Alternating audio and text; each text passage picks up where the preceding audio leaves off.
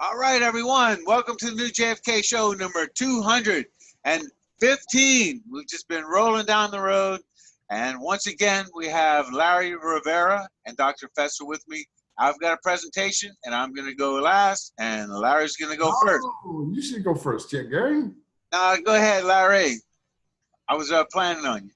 Oh, okay. Well, let me get some, because I got a few documents here. Let me see. Oh, hold on here. Yeah. Okay. We're talking about the guy from last week, right? Yeah, a couple of weeks ago, we mentioned a fellow by the name of Igor Vaganov. Igor Vaganov, okay? And, you know, it just so happens that my friend Vincent Salandria had sent me, I mentioned this a couple of weeks ago. He had sent me some information on this guy, and he said that this was one of the best leads that he ever had, okay? And so I'm trying to find the first document that, here we go. Are you guys there? Can you see that? Screen share. I'll go screen share, okay. Here we go. Here we go, right here. This is one of the most important articles that ever came out on Vaganov. Igor the Turk, Vaganov by John Brent. This came out in the 60s, specifically Esquire magazine, 1967. And this is one of the best leads that Salandria ever had on the Tippit killing, where obviously we all know that Lee Oswald was blamed for that because he was trying to escape, you know, and the revolver that he had and the bullets never matched up. And, you know, we're not going to go in fact, we went over the 10th and Patton, all three of us, remember? And Absolutely. Yeah, we ran some tape over there. But I mean, Dr. Fester, you want to give us the basics real quick on the Tippit assassination? Go, Jen, yeah. Just give us the basics on the Tippit shooting. Well, they found 4 shell casings that had been ejected from automatics at the scene. The first officer initialed them. They were 2 different makes, 2 Western and 2 Remington Ram. Eventually, they'd make a substitution because Oswald only had a revolver, and it would have been absurd for him to have shot Right. Officer Tippit 3 times in the torso, and then when he was lying on the ground once in the right temple, which many have observed was very curious, given that's the same approximate location at which JFK was hit. They found a wallet and a jacket that were allegedly left by Oswald, except when he was arrested at the Texas Theater, where he had already arrived and was purchasing popcorn from Butch Bellows at the time that that Tippit was being shot. He had his own wallet. I mean, how many of us carry 2 wallets? I mean, it was like the 3 Stooges who were framing Oswald for this. I know 9/11 and the passports land to the ground just in time. A woman across the street by the name of Aquila Clemens said 2 men had shot Oswald, Tippit, which is consistent with the ballistics from the shell casings. And let me add that the revolver casings that were replaced were 3 of one make, 1 of another, and did not have the officer's initials. That neither of them looked like Oswald. But here, and you see the story starting off with Helen Markham. This is an unstable woman they used as a witness who claimed to have seen Lee Oswald shoot Tippit. Very, very embarrassing stuff here because it was so blatant, the frame. But they counted on the media to do its part and suppress the relevant information I've just sketched, where, by the way, let me give credit where credit is due. Robert Groden, in his book, The Search for Lee Harvey Oswald, has the best discussion of the shooting of Tippit of which I am aware. Well, also, Jim, we have to mention the Benavides identification, which excluded Lee Oswald, and then his brother was killed in a barroom incident. Remember, we even talk about this in our right. We're apparently mistaken identity. They mistook the brother for the witness because this was part of the, eliminate the witness, and where Roscoe White himself alone appears to have taken out as many as 50. Hey, I kind of like the idea of giving credit where it's due. Last week we gave it to Black Op Radio, and this week we're giving it to Robert Groden. Hey, we're nice guys. Well, we believe in honest research, and when we see it, we respect it and acknowledge it. Well, and that's a great segue into the discussion that we're about to have on Igor the Turk Vaganov, because this guy he's completely slipped through the cracks in this whole investigation, Jim. I briefly described something about him, I think it was a couple of weeks ago. And this is an article that Vincent Salandria sent me a couple of years ago. And he advised that as far as he was concerned, because he doesn't get involved in the minutia of the assassination, but given that he was involved directly in the investigation of this guy, he found it relevant, and he sent me a lot of information on Vaganov, and he urged me to pursue this angle, because this is something that sort of like fell through the cracks. However, it was published on the Dealey Plaza Echo. I'm going to show you guys a couple of instances of that of those publications, because this guy obviously was there, okay, and he was exactly 24 years old, the same age as Lee, who I might add that tomorrow is his birthday. Let's give Lee a birthday wish for tomorrow. But Judy Baker must be in town.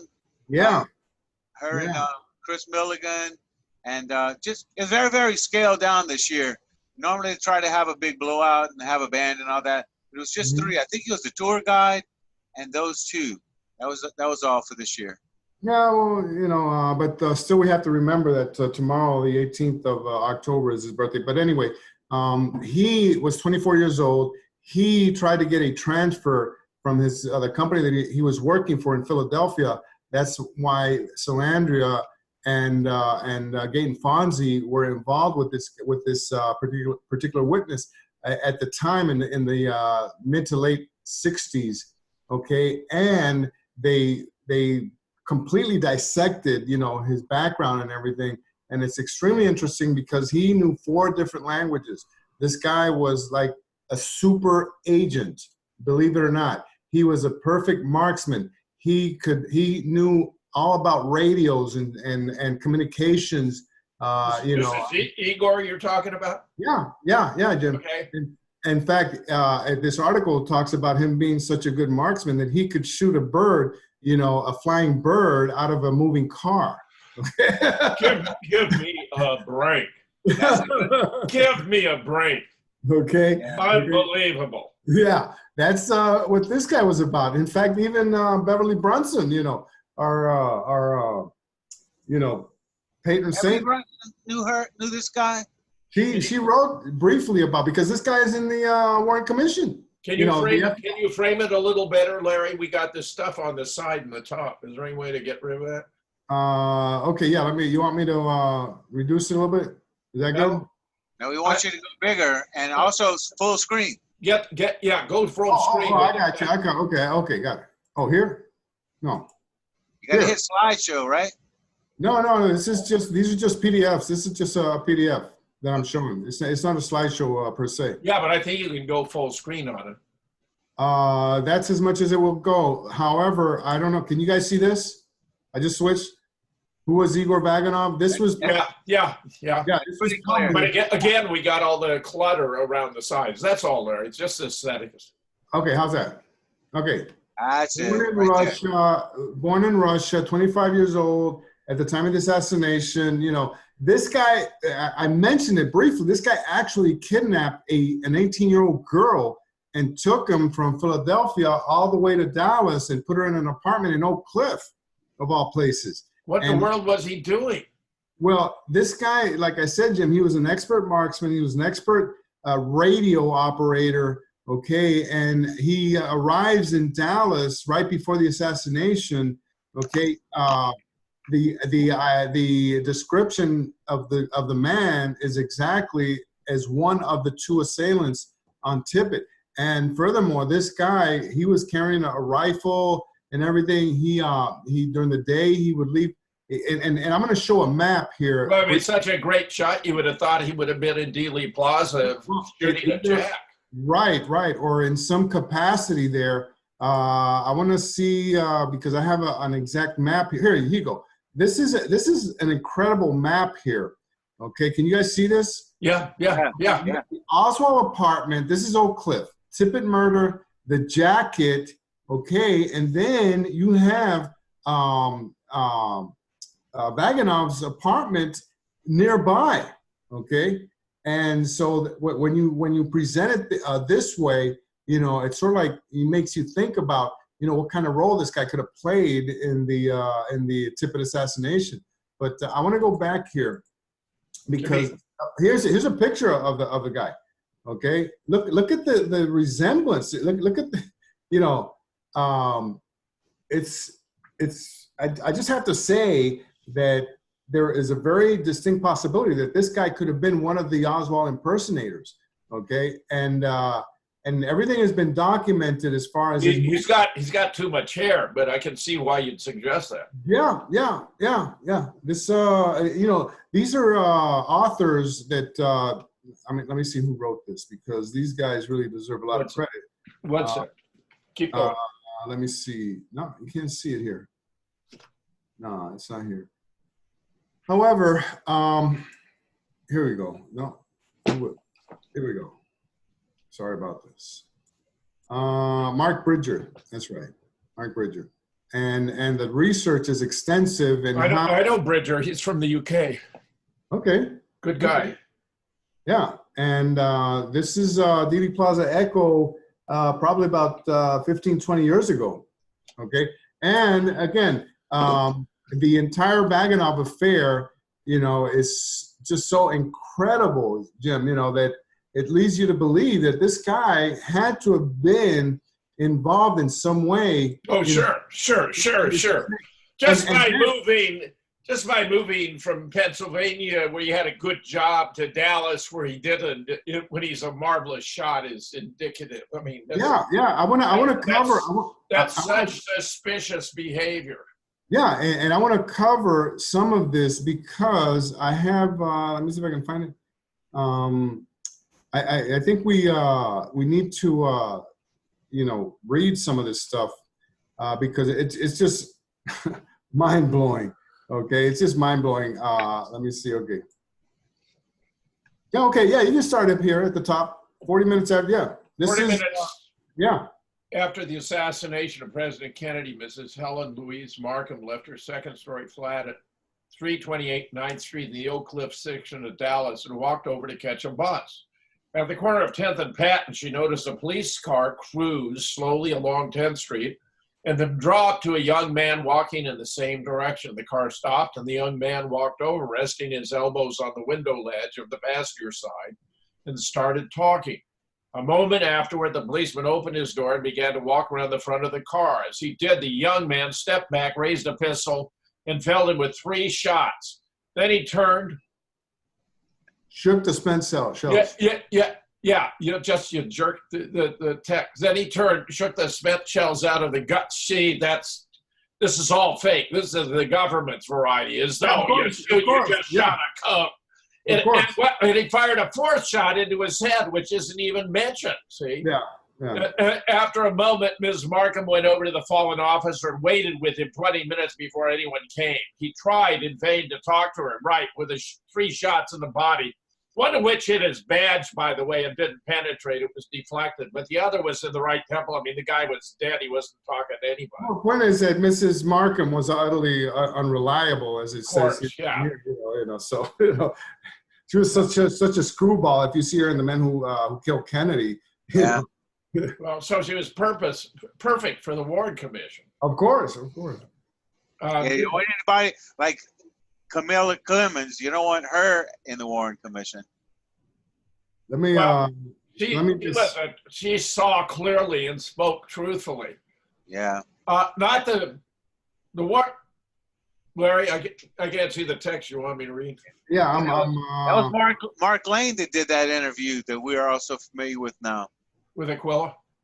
Yep. Very famous interview. Okay, they're right here. The critics. The critics were being pressed. The critics were being pressed to stop the quibbling and come up with names. By February of this year, they had one. Igor Vaganov, a 27-year-old Latvian emigre who lived in Philadelphia, but who'd arrived in Dallas under strange circumstances less than 2 weeks before the assassination.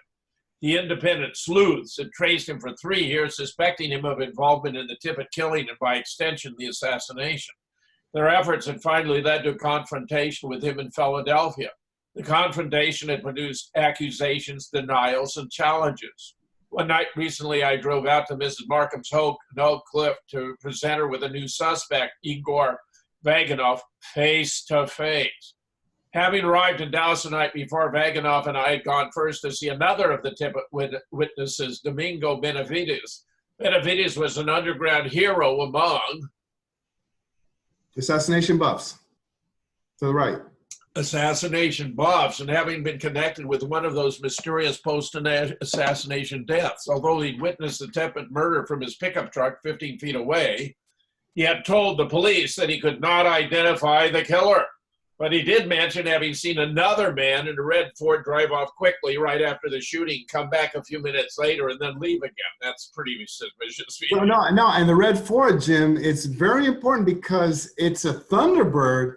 And I mentioned this briefly a couple of weeks ago. It's a Thunderbird, but it's a Thunderbird with a white top, which is extremely distinctive. This is like Billy Lovelady's shirt. Oh, yeah. This is a classic car you couldn't forget. Exactly. In a red Ford. So he doesn't even say it was a Thunderbird. Drive off. Yeah, but I have that information. No, I know, Larry. I'm just saying what's reported here. Yeah, right. Drive off quickly, right up, come back a few minutes later. Then 3 months later, Benavides' brother, who resembled him, was shot in the head and killed. As a preventative measure, a Dallas policeman was posted full-time at the auto shop where Benavides worked. Nevertheless, he changed jobs, and the man who replaced him and resembled him was also shot. Wow! Pretty obvious who they wanted. Threats had become a daily occurrence. Benavides' father-in-law had been shot at, and according to Mark Lane, Benavides had fled Dallas. By chance, I discovered his whereabouts and drove Vaganov out to see him. Hey, Jim, when did you also, hightail it out of Dodge, Oh, yeah, my goodness. I mean, it's like there's some hitman on every corner. Yeah. When I got there, I left Vaganov in the car and went in alone. At first, he did not want to talk. He said there wasn't anything in it for him but trouble. People were always coming to him now and picking fights. He showed me a scar on his chin and another across his chest from a fight he got into in a bar. He said he didn't think he ought to get himself in any more trouble. But I had 5 pictures of Vaganov with me, and I gave them to him. He looked at them carefully, frowned, and then studied them again one by one. I know him. That's Domingo. That's Domingo Benavides talking, Jim. I know, this is amazing. I know him, he said. I'm sure I've seen him before, but I don't know where. I told Benavides that the man in the picture was out in the car and he could see him if he wanted. Benavides got up and started to go back to work, but he turned and said slowly, I'll tell you what, bring him in. I'll look at him. I went out and got Vaganov. The two of them stared at each other. I've seen him, said Benavides. Well, I've seen him too, Vaganov answered, but neither was sure exactly where. For the next 20 minutes, Vaganov and Benavides tried to figure out how they'd seen each other. If it wasn't at the Tippit side, could it have been in the Navy? No. A bar, they named several, and it wasn't. Jail. Vaganov had been in jail in California. Benavides had been in only for one night, and that was in Texas. They couldn't make a connection. Benavides said he'd seen a red Ford at the killing. He told me now it had a white top. Vaganov had a red Thunderbird with a white top. Wow. I mean, who else could this have been? Yeah, really. How many of those are out there on the road, huh? Benavides said he couldn't say for sure now if it was a Thunderbird. Obviously, we were not getting very far, so I left one of the pictures and asked him to call me if he could remember where they met. Then we started over to Ms. Markham. Obviously, that's where he saw him. Obviously. Yeah. Vaganov had been a little jarred by the meeting with Benavides, but he began to relax once more when I pulled up outside of 328 East 9th Street. I again left him in the car. Ms. Markham was only too happy to be interviewed. There were children underfoot and a TV blaring in another room. But as she said, she was always willing to help out where the Tippit killing was concerned. Of course. You know, I was with Mr. Tippit when he drew his last breath. There wasn't nobody else around. Yeah, she said, grinning. Oh, I've been to Washington and had television fellas here and all, and magazine men too. I asked her to look at the pictures. She took them and held them in the light. I don't believe I've ever seen the gentleman before, she said. I told her he was out in the car and asked if she would see him. Sure, I'll look at him. I don't think I know him, but I could be wrong. I went down and brought Vaganov back up. It would be an important confrontation. The Warren Commission star witness meets the critic's leading suspect. Miss Markham put on her glasses, stood back and stared. Her children looked at her with mute expression. Finally, Mrs. Markham broke the silence. No, that ain't Oswald. Jesus. Alan Dudus uttered his put up or shut up challenge to the critics a year ago during the second wave of the anti-Warren report. That's right at the top of the article. It says, if they got, if they got them, name the names and give us their evidence. The Warren Commission had already shown its hand. Excuse me. I'm going to have a second round here, I think. Almost 14,000 page of it, including 4,000 exhibits, and of course a trump card. One assassin, name, photograph, psychoanalyzed, and perhaps, fortunately, dead. The opposition was playing it cute, turning over just one card at a time. Flip. Why did the Dallas police change their description of the murder rifle from a Mosner to a Carcano? Flip. Kennedy was hit below his shoulder, not in the neck, as the Warren Commission claimed. Flip. Oswald worked for the FBI. Flip. And the CIA. Flip. Bullet 399 couldn't have done all the damage attributed to witnesses. Flip. Flip. But the Tippit killing could not identify Oswald at first, but where the pressure had been applied, they altered their stories obediently. Flip. Flop. Of course. Of course. Love it. Love it. Love it. Love it. Love it.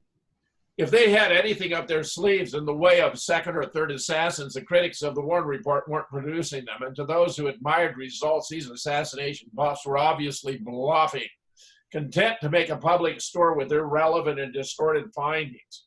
And let's mention some of those assassination bluffs, because those men and women are part of the historical record, Jim. You know, we're talking about Harold Weisberg, Shirley Martin, Beverly Brunson, Ray Marcus, Vincent Salandria, Shirley Marr, right? Yeah, that's right. Mark Lane, you know, and you know, so you that's know, right. Some among the most celebrated. Exactly. In attacking the report, the critics had shown, as Alexander Bickel put it, an instinct for the capillaries rather than the jugular. That's a funny statement. Mm-hmm. But as any gut fighter knows, slit enough capillaries and you don't need to bother with the jugular. Already the Warren reports numerous superficial wounds were beginning to drain the life out of it. Irrefutably, it had fallen great metaphor. That's a great metaphor. Yeah, I like that. Irrefutably, it had fallen out of public esteem, even with the disclosure of more assassins. Supporters of the commission resorted to a broad counteroffensive. The critics were kooks. The critics were politically motivated. The critics were literary scavengers out for a sleazy buck. There was actually an article called "The Scavengers," Jim. Actually, and it mentioned all the first generation critics that I mentioned. Of all their protestations in defense of the report, the one which made the most sense to the critics as well as the interested public was, where does it all lead? Early in the investigation, when irresponsible speculation had been at a premium, the irresponsible answers came fast and easy.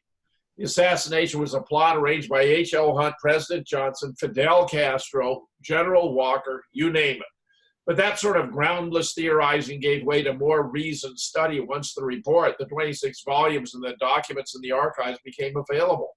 The second wave of researchers who understood the meaning of libel laws were more guarded about the suspects who intrigued them. Mark Lane, for instance, wisely deleted a chapter about a most intriguing person from the manuscript of his book, realizing perhaps that one rush to judgment did not condone another. Do you think he would have removed that chapter in these days? Who was the chapter about? Mark Lane, about where he says wisely deleted a chapter about a most intriguing person from the manuscript of this book.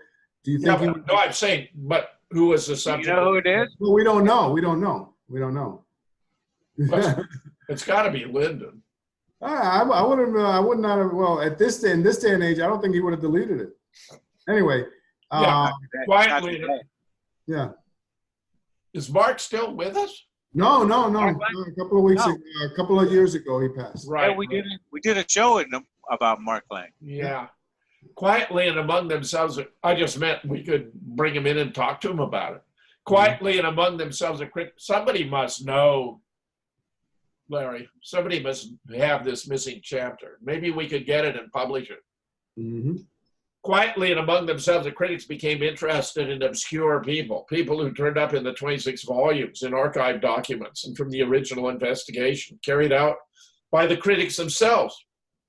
They were interested, for instance, in David Ferry, Volume 8, the New Orleans pilot, who died mysteriously last February after having been implicated in a conspiracy by District Attorney Jim Garrison. Ferry's case had been known to almost every researcher fully a year before Garrison's new investigation came to light.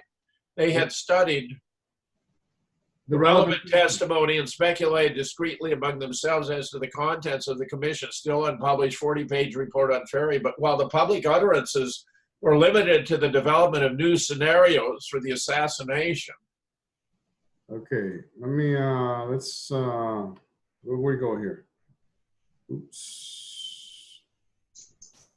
The assassinations. Casting for the chief role. Yeah, casting for the chief roles was carried on without fanfare, well behind the scene. At the same time that D.A. Garrison was gathering steam earlier this year in New Orleans, a small number of researchers in the Northeast were beginning to strike pay dirt with an investigation of their own. After 3 years, they pieced together a bizarre and chilling story, and if it did not turn out to be a series of wild coincidences that a second assassin was alive and well in Philadelphia, he was Igor Vaganov. Yeah, that's right. Give me a drum roll here. The dossier that was compiled up to the time of meeting with Vaganov amounted in essence to the following. Near the end of September 1963, the White House announced that President Kennedy's impending Texas visit would be extended by 1 day, thus allowing time for motorcade. Shortly after this, Igor Turk Vaganov, a credit manager in a branch of General Electric Credit Corporation outside of Philadelphia, watched into the office of his boss, Joe Hart, and asked to be transferred to Dallas.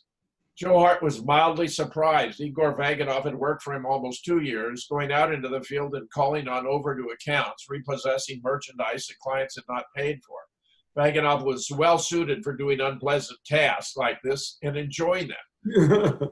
He was tall and thin, and his green eyes were set beneath a high forehead in a perpetual squint. The corners of his mouth were habitually turned down. Not that he was unattractive, but he was the sort of person who looked silly when he laughed.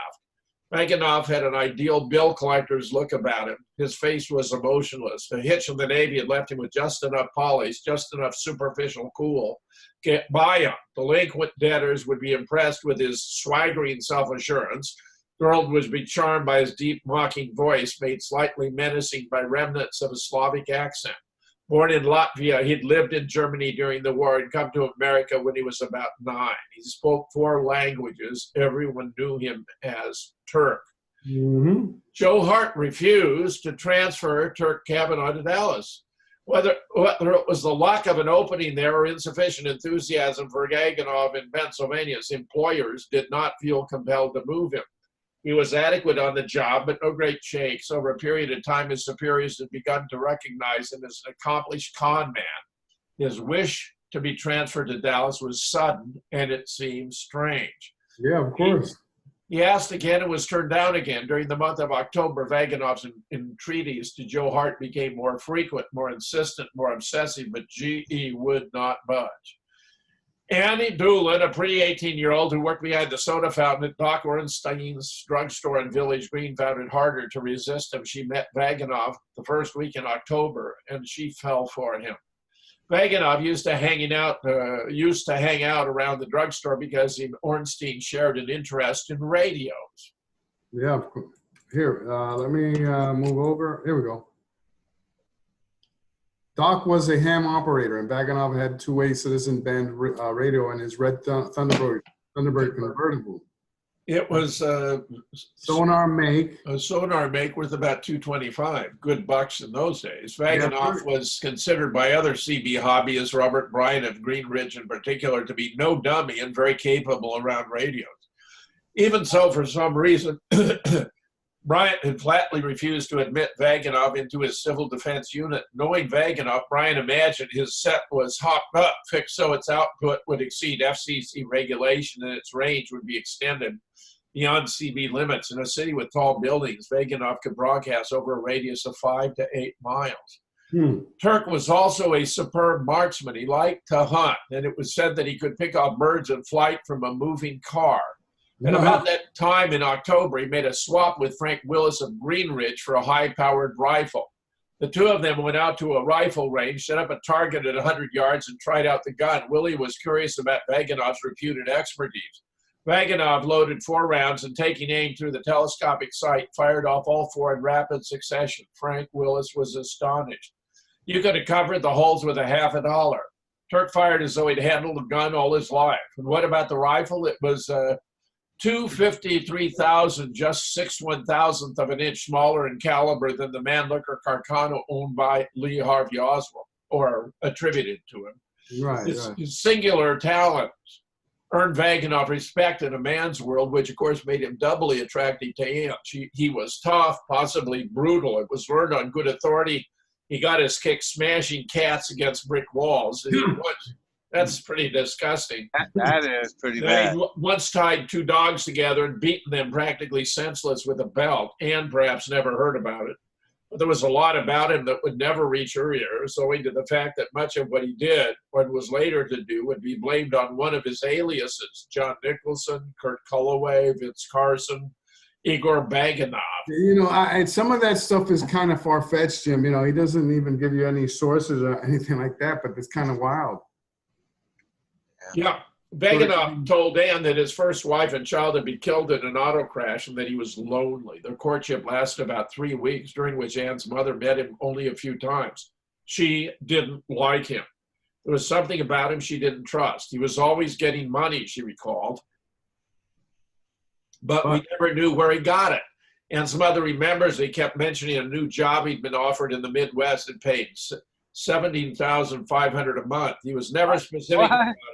That's a lot of money. But he seems sincere, even troubled. He didn't know if he should accept it. Currently, he was earning a little more than $100 a week. Of course, this is just to give a pretext for going to Dallas. Yeah. But Vaganov never mentioned this job offer to Joe Hart. Instead, he kept asking to be transferred to Dallas. Meanwhile, preparations for the president's trip were well underway.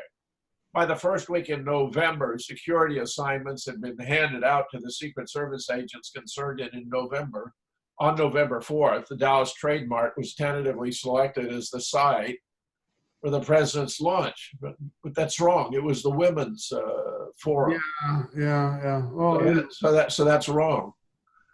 The next morning, November 5th, Igor Vaganov made one last request to be transferred to Dallas. He wanted to go immediately, he said, and Joe Hart told him once and for all that it was out of the question. At 1 o'clock, Vaganov simply walked off the job. He was desperate to get to Dallas, Jim.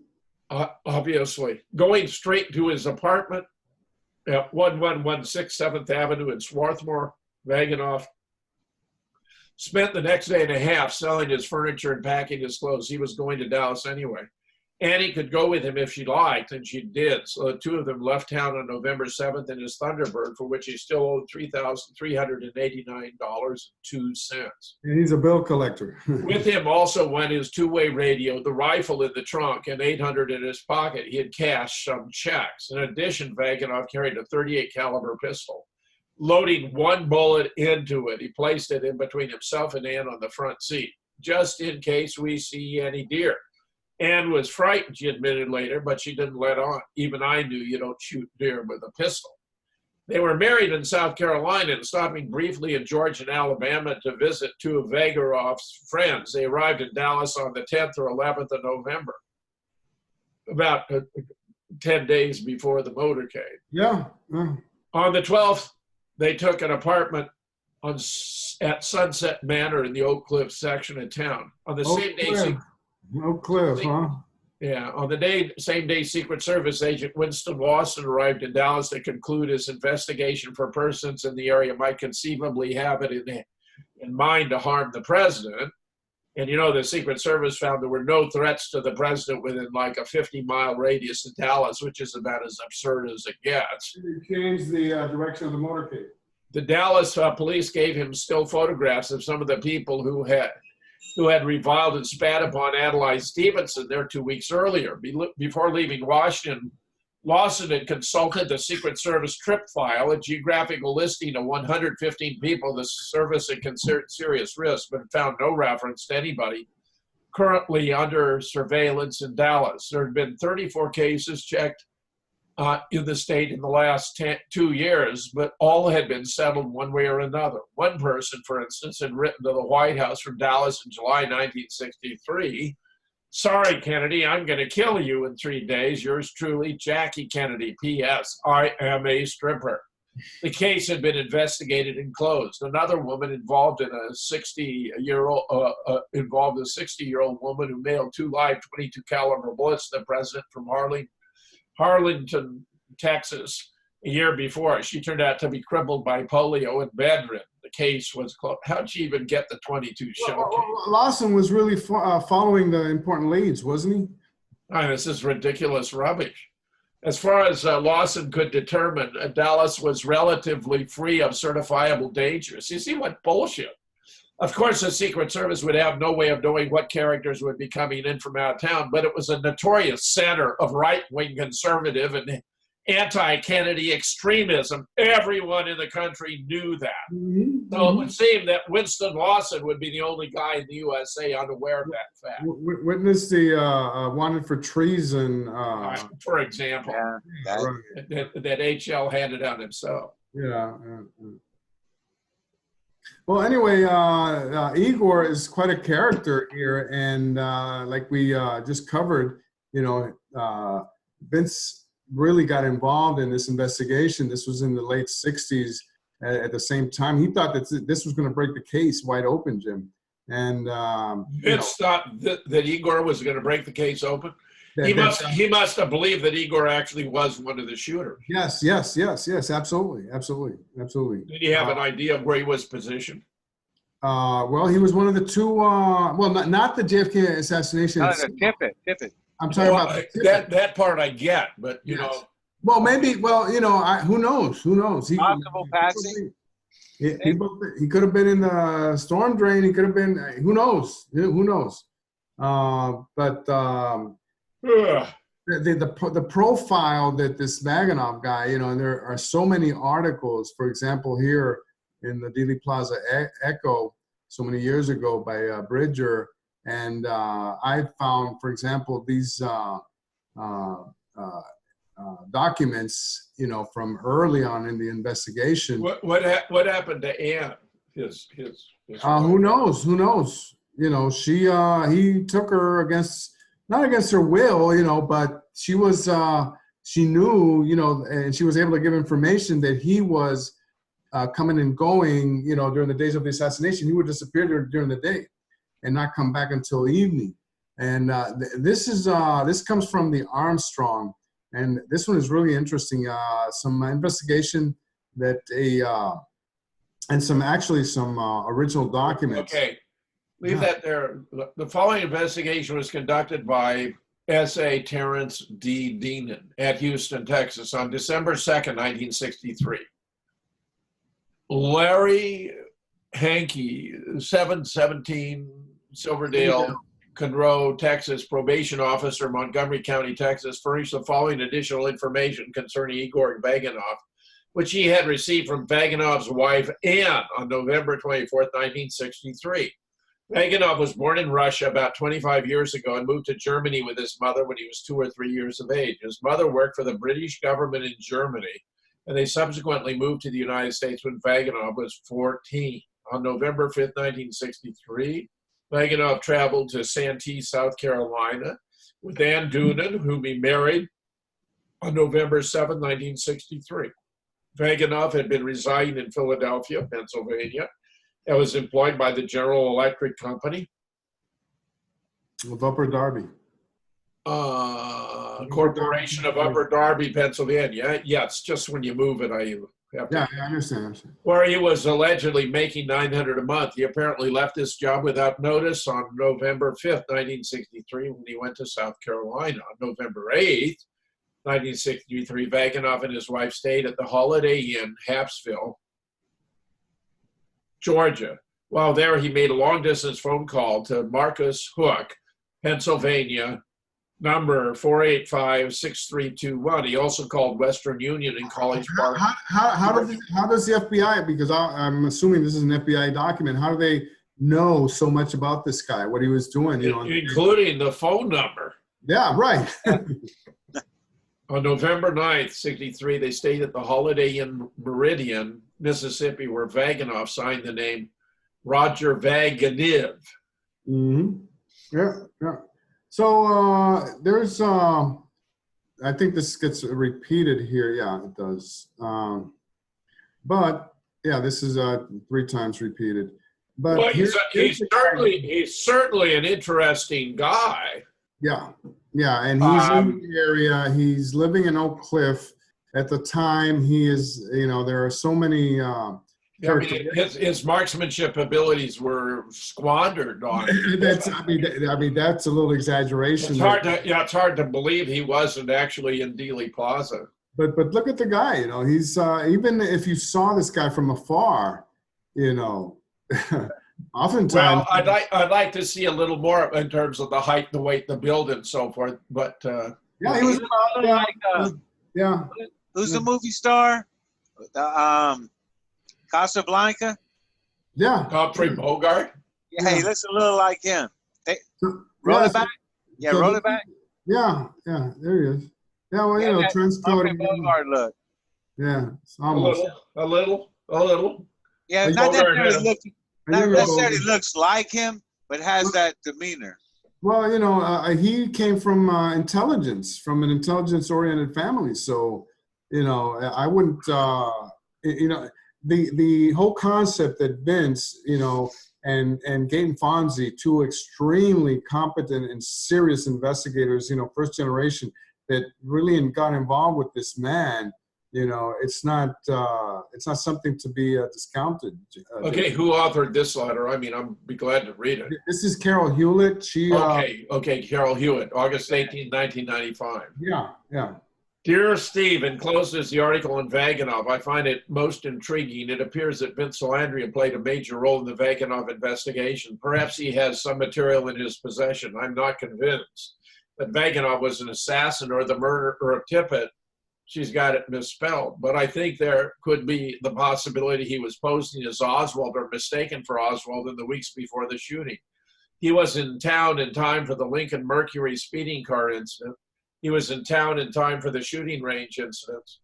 And he was in town in time for the various Oswald sightings that occur in Jack Ruby's.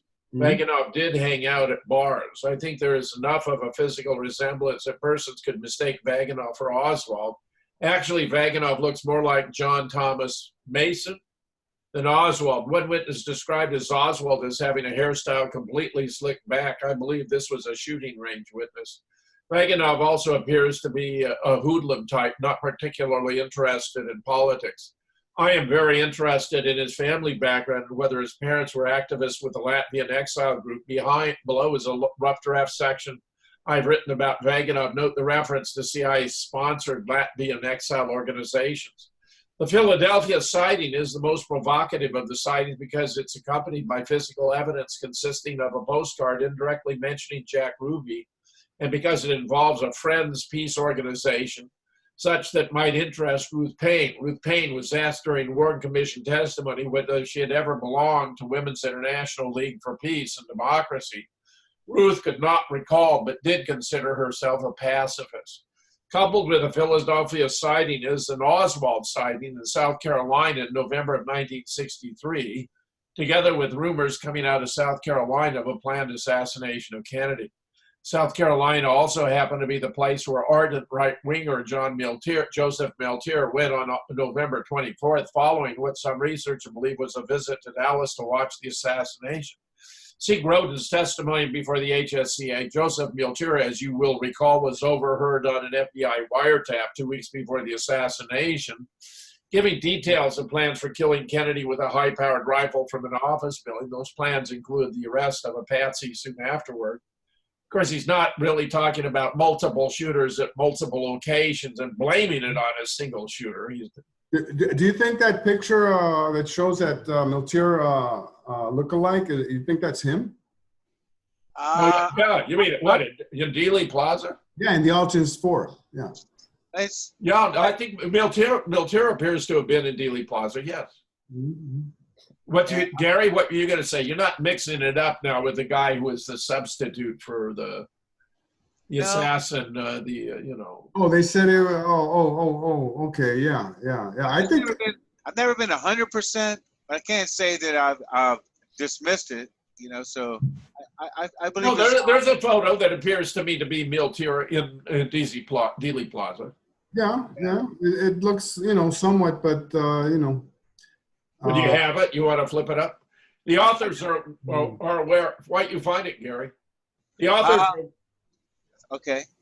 The authors are aware of one individual who has connections to Philadelphia and Swarthmore in the summer of 1963, as well as connections to South Carolina and Dallas in November of 1963, Igor Vaganov.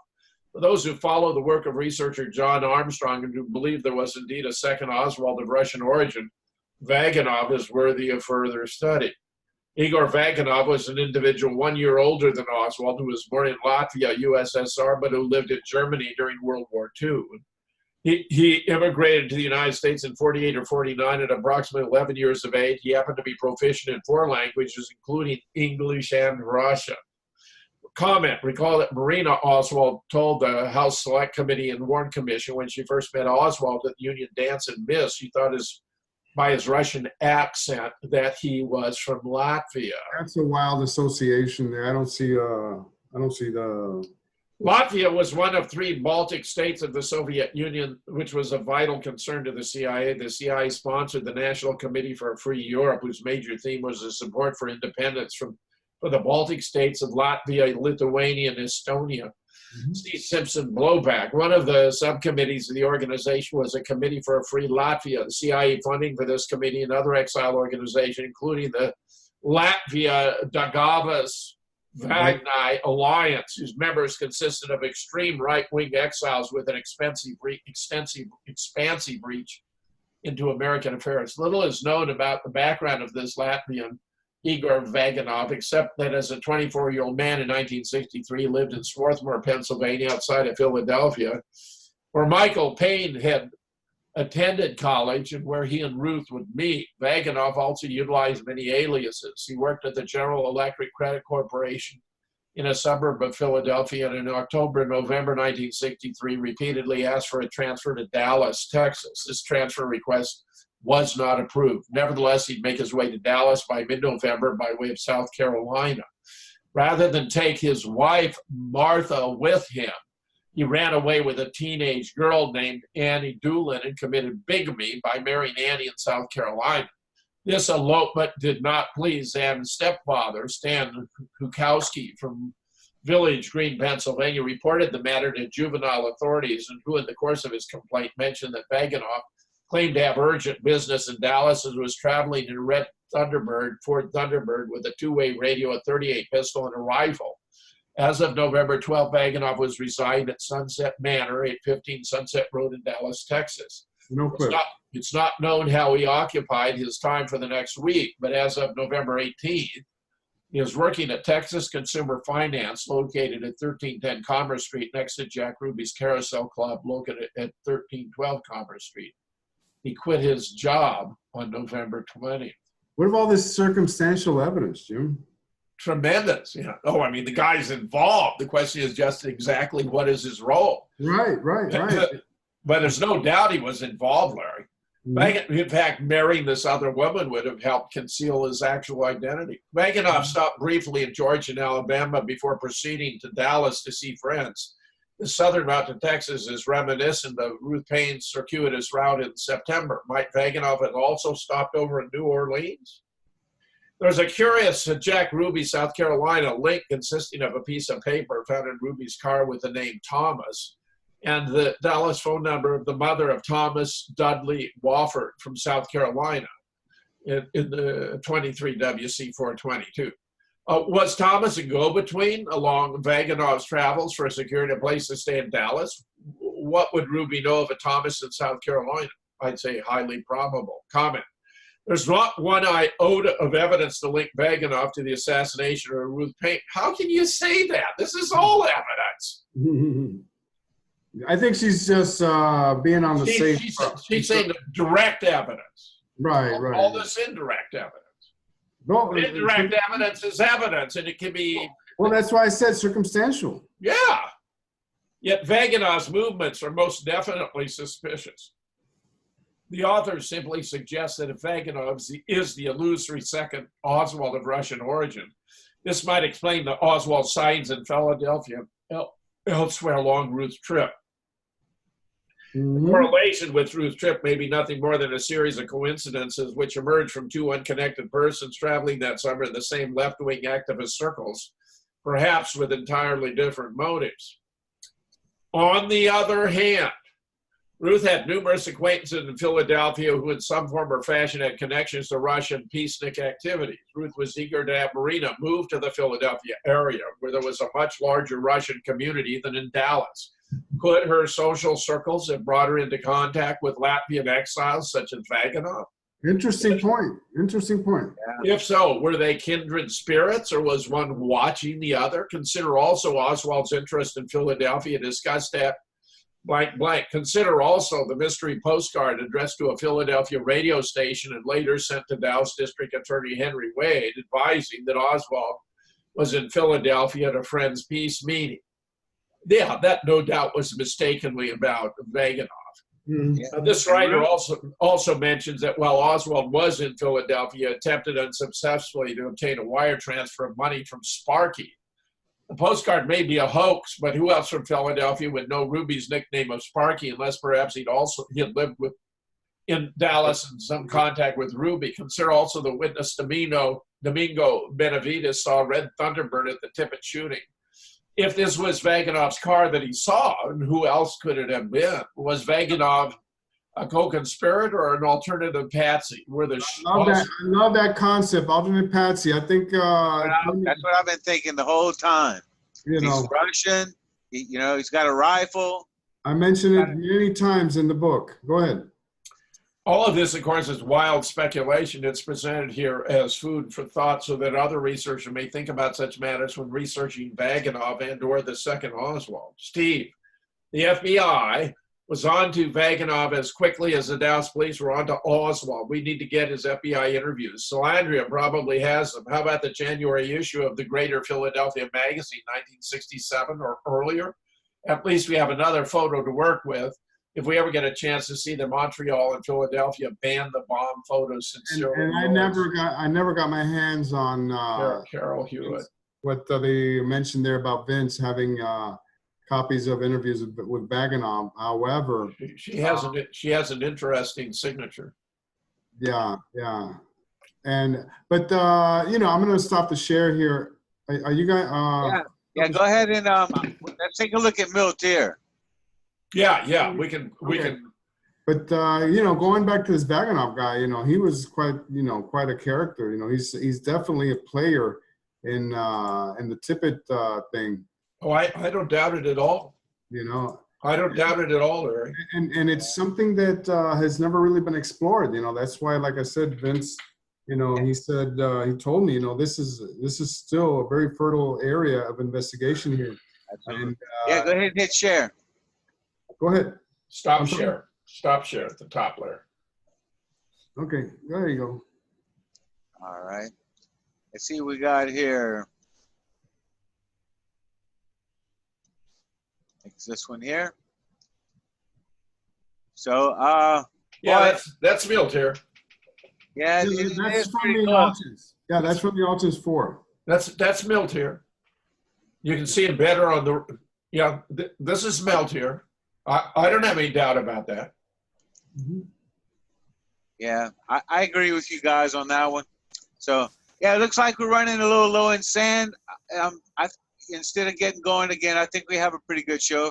If you'd like to call it. Where are we time-wise? We're just about out of sand. Well, I just wanted to say and mention that some people had emailed me when we first mentioned the Vaganov thing, you know, the Tippit shooting, to please, you know, bring out these all this it's not new, but all this information that has sort of been passed on, you know, and ignored, you know, over so many years, because, you know, nobody's ever really looked at who exactly were the two gunmen in the Tippit slaying. You know, obviously we know that it wasn't. Yeah, I'm glad you brought it up, Larry. Very, very interesting. I never heard of the guy before. I mean, you mentioned it, but you know. Yeah, and we've heard of the descriptions by Aquila Clemens. Yeah. And we're not even. That's the only one that is credible, because Markham. Yeah. Forget about Markham. You know. Oh yeah, of course, she's a nut. Yeah. You'd be surprised what you can learn on the new JFK show on Dr. Fetzer. We're learning stuff as we go. All right. Sounds good to me. All right, y'all ready to call it, fellas? Go for it. All right, yeah. JFK 2015. We'll see you next week, people. Enjoy it.